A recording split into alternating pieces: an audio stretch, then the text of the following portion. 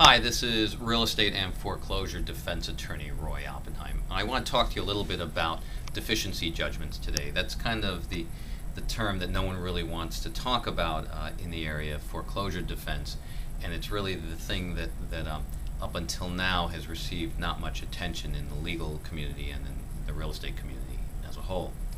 A deficiency judgment is the amount of money that a bank or lender is entitled to after a foreclosure if the bank has not been fully paid for the loan. So for example, let's say you had a $100,000 loan. At the foreclosure sale, the property sells for $50,000, or it gets valued at $50,000 after the foreclosure sale.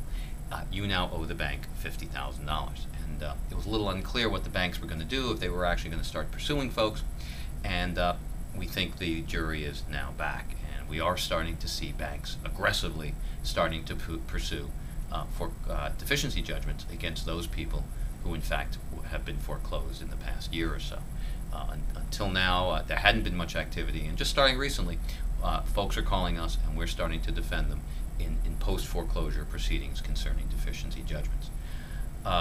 It's a problem because 98% of the folks out there until now have decided not to defend their foreclosure and thought that if they just put their head in the sand, that in fact the problem would just leave them and disappear. That's clearly not the case.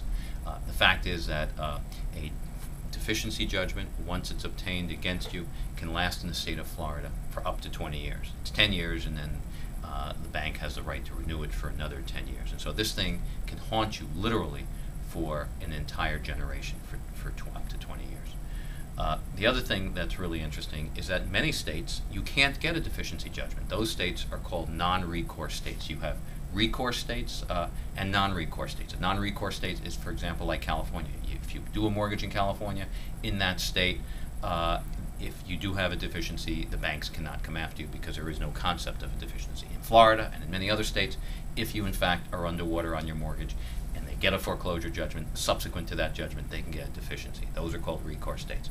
Unfortunately, we're in Florida. I represent folks in Florida.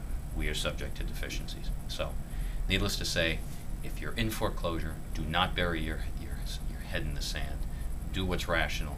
Hire an attorney. Get someone to advise you. There are options. You could do a deed in lieu of foreclosure.